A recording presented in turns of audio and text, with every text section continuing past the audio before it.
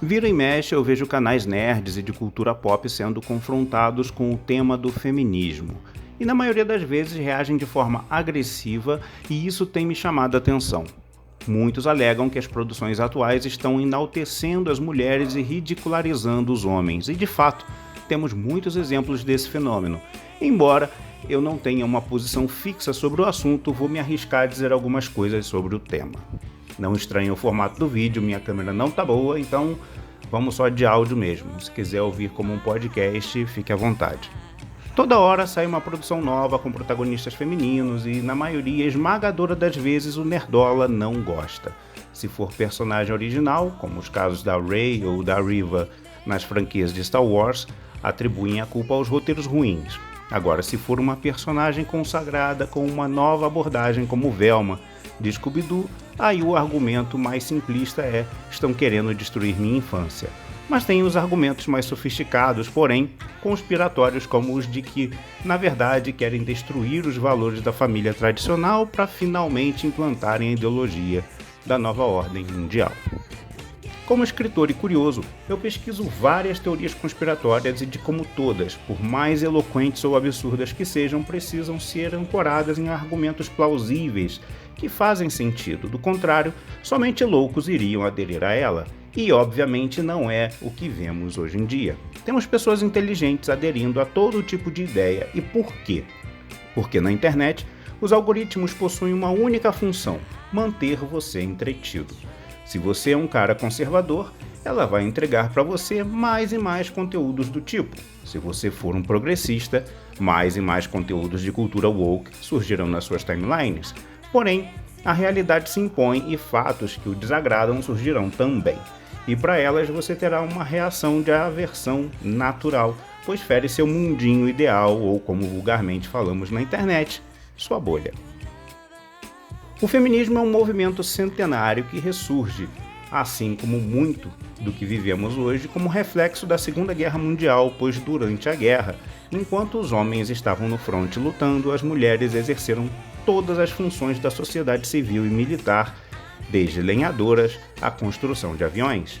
Mas com o fim da guerra, era esperado que elas retornassem às suas condições de mães e donas do lar. Depois disso, veio a pílula anticoncepcional, as lutas pelos direitos civis e a busca por direitos iguais, em especial a equiparação salarial entre homens e mulheres que exerciam as mesmas funções, evoluindo até a ocupação de mais cargos políticos. Porém, em especial nos Estados Unidos da América, esse ainda é um cenário a ser alcançado, mas que com a internet, tais ideais se propagaram com maior intensidade. E onde entra o nerd nisso? Primeiro vamos entender quem é o nerd.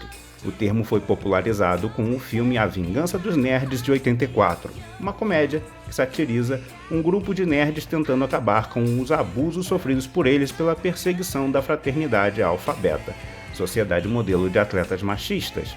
É desse filme a célebre frase e slogan do podcaster Alexandre Ottoni, o Jovem Nerd: Lada, nerds! O nerd nada mais é que o esquisito da sua escola, tímido e estudioso, que sempre se destacou por ser bom aluno, tirando suas paixões por quadrinhos, livros e outros entretenimentos do audiovisual, o que podemos simplesmente chamar de nerdices. O nerd representado no filme cravou o estereótipo. Mas, tirando essas peculiaridades, não passam de homens comuns, com desejos e necessidades iguais a dos outros homens. Só que, devido sua timidez natural, sempre tiveram maior dificuldade de socialização. Algo que na internet deixou de ser um problema.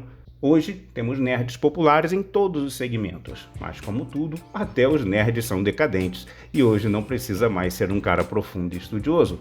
Qualquer um que veja um filme de super-herói e seja cliente fiel da Piticas, já se considera um nerd. Hoje, até mulheres são nerds, veja você. Tirando o comentário sarcástico, sim, meninas que sempre gostaram de conteúdos originalmente criados para meninos, como videogames, lutas, esportes radicais e cinema, aos poucos puderam se entrosar graças aos avanços das feministas. Do contrário, ainda estariam brincando exclusivamente de casinha. A própria Boneca Barbie, um filme aguardadíssimo desse ano, é uma vitória feminista. Eu ainda estou para entender o frisson de tantos homens com esse novo filme da Barbie. Se você, ouvinte, tiver algo a respeito a dizer, deixa aí nos comentários. E esse é o ponto. o tempo todo vejo o feminismo sendo agredido por nerds que se sentem, de alguma forma, ameaçados por sua hegemonia, quando as mulheres começam a, entre aspas, invadir o seu espaço. Ou seja, ser nerd é coisa de homem. O seu lugar não é aqui. Quer ser nerd, menina? Ok, mas tem que seguir as nossas regras.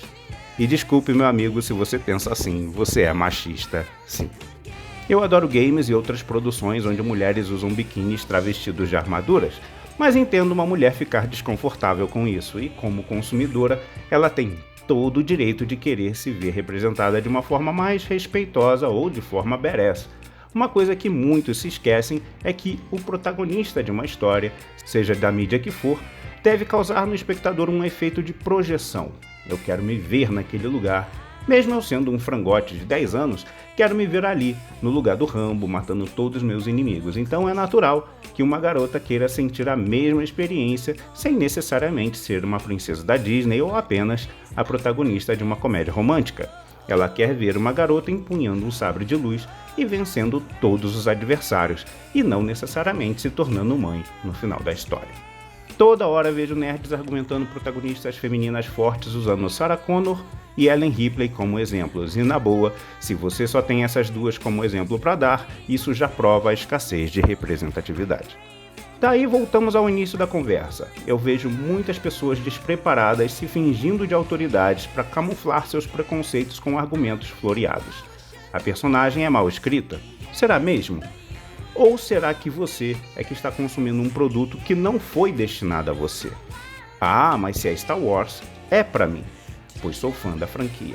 O próprio argumento da defesa já contém em si a resposta da coisa: franquia. Star Wars não é uma obra única, estática e imutável. É uma franquia destinada a atender demandas de mercado.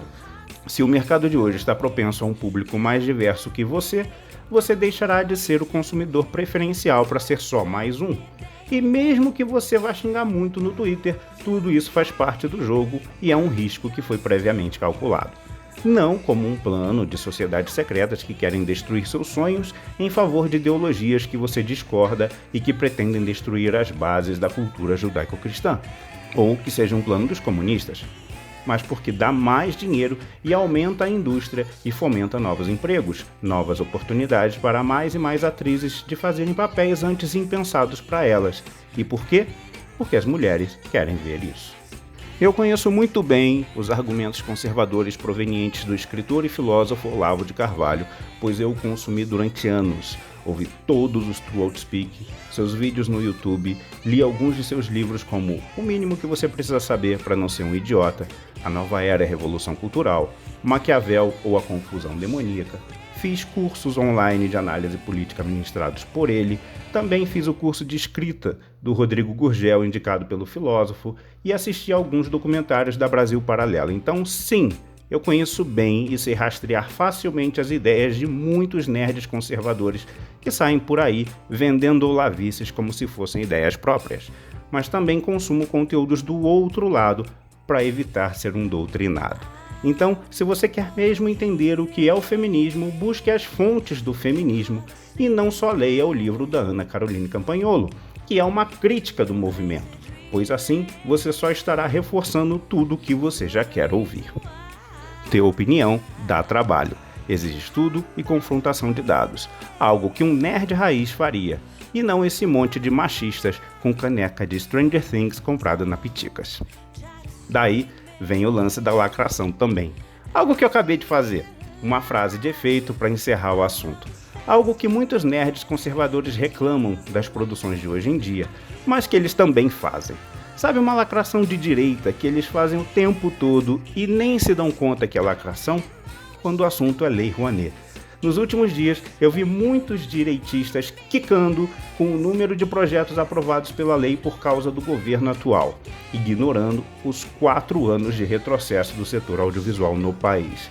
Podemos falar de Lei Rouanet em outro vídeo se quiserem, mas para não me estender além da conta, assim como existe a falácia da queima dos sutiãs pelas feministas nos anos 60, já que nenhum sutiã foi de fato queimado naquele evento, existe outra falácia propagada pelos conservadores de que a Lei Rouanet dá dinheiro para artistas.